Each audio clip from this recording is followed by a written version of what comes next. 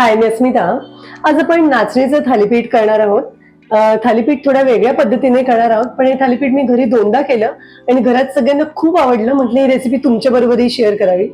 आता उन्हाळा चालू झालेला आहे, त्यामुळे नाचणी खाल्लेली चांगली. नाचणी थंड असते आणि खूप पौष्टिक असते, त्यामुळे नाचणीचे वेगवेगळे पदार्थ खाल्ले की आपल्याला फायदाच होतो. नाचणीचे फुलके, नाचणीच्या वड्या अशा वेगवेगळ्या रेसिपीज मी आधी शेअर केलेल्या आहेत आणि अजूनही तुम्हाला नाचणीच्या काही रेसिपीज हव्या असतील तर कमेंटमध्ये मला नक्की सांगा. आता करायला घेऊया. तर हे थालीपीठ करण्यासाठी एका छोट्या मिक्सरच्या भांड्यात मी 5 लसणाच्या पाकळ्या, 1 इंच आलं, 4 हिरव्या मिरच्या आणि अर्धा चमचा जिरं घालते. ही आपण मिक्सरमधून एकदा फिरवून घेऊया. तर पाणी न घालता मिक्सरमधून मी हे असं फिरवून घेतलेलं आहे. गॅसवर मी एक स्टीलची कढई ठेवली आहे. कढईमध्ये 1 चमचाभर तेल घालते. तेल व्यवस्थित गरम झालं की यामध्ये आलं लसूण मिरचीचा ठेचा घालूया आणि अगदी थोडा वेळ परतून घेऊया, म्हणजे याचा कच्चेपणा कमी होईल. साधारण अर्धा मिनिट मी हे असं तेलामध्ये परतून घेतलेलं आहे. तर यात मी 1.25 कप पाणी घालते. 2 कपापेक्षा थोडं कमी पाणी मी इथे घेतलेलं आहे. यामध्येच मी थालीपीठाला लागेल इतकं मीठ घातलेलं आहे. थोडी पाण्याला उकळी येऊ देऊया. तर साधारण 1 मिनिटांनी पाण्याला इथे उकळी आलेली आहे. यामध्ये मी 2 कप नाचणीचं पीठ घालते. आपण बऱ्याचदा डायरेक्ट पीठ घालून थालीपीठ करतो, पण या पद्धतीने थालीपीठ करून बघा. थालीपीठ खूप सॉफ्ट आणि छान होतात आणि मिरच्या, आलं छान परतून घेतले असल्यामुळे थालीपीठाला चवही खूप छान येते. आता गॅसची फ्लेम मी बंद केलेली आहे आणि या उकळत्या पाण्यामध्ये हे पीठ घालून अगदी व्यवस्थित मिक्स करून घेऊया. तर पाण्यामध्ये पीठ अगदी व्यवस्थित मी मिक्स करून घेतलेलं आहे. आता यावर मी झाकण ठेवते आणि 10 मिनिट याला आपण छान वाफ देऊन घेऊया. तोपर्यंत आपण बाकीची तयारी करून घेऊया. तर इथे मी एक गाजर घेतला आहे, थोडा कोबी घेतला आहे, 2 कांदे घेतलेले आहेत. माझ्याकडे आज ज्या भाज्या आहेत त्या मी घालते आहे. माझ्याकडे गाजर आहे, कोबी आहे. कांदे तर आपण थालीपीठामध्ये घालतोच, पण तुमच्याकडे या व्यतिरिक्त अजून दुसऱ्या कुठल्या भाज्या असतील तर त्याही तुम्ही घालू शकता. त्यामुळे थालीपीठ जास्त पौष्टिक होतं. तुम्ही पालक चिरून घालू शकता, थोडी मेथी घालू शकता. आता मी गाजर आणि कोबी किसून घेते. तर इथे मी गाजर किसून घेतलेला आहे. थोडा कोबीही मी आता किसून घेते. हे थालीपीठ आपण नाश्त्यासाठी करू शकतो, डब्यात देण्यासाठी करू शकतो, शिवाय आपण दुपारच्या जेवणासाठी किंवा एखाद्या वेळेला संध्याकाळच्या जेवणासाठी करू शकतो.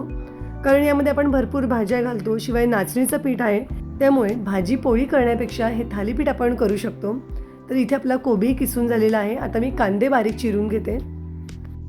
थालीपीठ म्हटलं की कोथिंबीर तर हवीच, तर इथे मी थोडी कोथिंबीर घेतली आहे. भरपूर कोथिंबीर घातली की थालीपीठ खूप छान लागतं. कोथिंबीरही बारीक चिरून घेते. तर इथे आपल्या सगळ्या भाज्या चिरून झालेल्या आहेत. पिठालाही अगदी व्यवस्थित वाफ बसली आहे. पीठ एका दुसऱ्या मोठ्या भांड्यात काढून घेते. पीठ थोडं गरम आहे, पण थोडंसं वरच्यावर मळून घेऊया. आता यामध्ये सगळ्या भाज्या घालते. आता इथे मी कोबी, गाजर वगैरे घातलेलं आहे. भाज्या जरा जास्तच घातलेल्या आहेत, पण तुम्हाला जर जास्त भाज्या घालायच्या असतील तर फक्त कांदा आणि कोथिंबीर घातलं तरी चालू शकतं. सगळ्या भाज्या या पिठामध्ये अगदी व्यवस्थित मिक्स करून घेऊया आणि याचा एक छान गोळा करून घेऊया. यामध्ये आता अजून वरून पाणी घालायची गरज नाही आहे, कारण गाजराला, कोबीला, कांद्याला सगळ्याला पाणी सुटतं. त्यामुळे पाणी न घालता हे अगदी व्यवस्थित मिक्स करून घेऊ. तर इथे मी थालीपीठाचं पीठ भिजवून घेतलेलं आहे. पीठ भिजवायला मला अजिबात पाणी वापरावं लागलं नाही. आपण नेहमी पोळ्यांसाठी भिजवतो त्यापेक्षा सैलसर गोळा भिजवलेला आहे, म्हणजे आपल्याला थालीपीठ अगदी व्यवस्थित थापता येतं. तर नेहमी पोळ्यांसाठी जितका गोळा घेतो ना त्यापेक्षा थोडा मोठा गोळा घेतलेला आहे. आता आपण थालीपीठ करायला घेऊया. पण त्याआधी तुम्ही चॅनलवर नवीन असाल आणि पहिल्यांदाच माझा व्हिडिओ बघत असाल तर अशा हेल्दी आणि इन्स्टंट रेसिपीज पाहण्यासाठी चॅनलला नक्की सबस्क्राईब करा. बाजूला असलेलं बेल आयकनही क्लिक करा, म्हणजे यानंतर येणाऱ्या प्रत्येक व्हिडिओचं नोटिफिकेशन तुम्हाला मिळेल. हा व्हिडिओ तुम्हाला आवडला तर लाईक करा आणि आपल्या मित्रमैत्रिणींसोबत नक्की शेअर करा. इथे थालीपीठाची बेसिक तयारी करून घेतलेली आहे. गॅसवर तवा तापायला ठेवलेला आहे. पोळपाट घेतलेला आहे. एका ताटलीत थोडं तीळ घेतलेलं आहे, थोडं पाणी घेतलेलं आहे आणि इथे रुमाल मी थोडा किंचित ओलसर करून घेतलेला आहे. आता हा जो थालीपीठाचा गोळा आहे तो आता यावर थापून घेऊया. बोटांनी सगळ्या बाजूनी असं दाबत दाबत पसरवत जायचं आणि जर आपल्याला थोडं वाटलं की बोटांना चिकटते तर थोडा पाण्याचा हात घ्यायचा आणि पसरत जायचं, म्हणजे बोटांना अजिबात हे थालीपीठ चिकटत नाही आणि अगदी व्यवस्थित पसरवता येतं. पिठाला पण उकड दिलेली आहे, त्यामुळे पीठ छान मऊसर झालेलं आहे, त्यामुळे अगदी व्यवस्थित पसरवता येतं. हवं तितकं पातळ थालीपीठ आपल्याला थापता येतं. तुमच्या घरी जसं आवडत असेल, म्हणजे पातळ किंवा जाडसर थालीपीठ थापून घ्यायचं आता इथे माझं थालीपीठ थापून झालेलं आहे. सगळ्यात शेवटी याला असे थोडे होल्स करून घेते, म्हणजे जेव्हा आपण थालीपीठ भाजतो तेव्हा वरून यावर तेल टाकलं की थालीपीठ सगळ्या बाजूने अगदी सारखं भाजलं जातं. वरून थोडेसे तेल घालून घ्यायचे, म्हणजे थालीपीठ मस्त खमंग होतं. इथे तवाही व्यवस्थित तापलेला आहे. तव्यावर 1 ते 1.5 चमचा तेल घालून घेते. तेल व्यवस्थित पसरवून घेऊ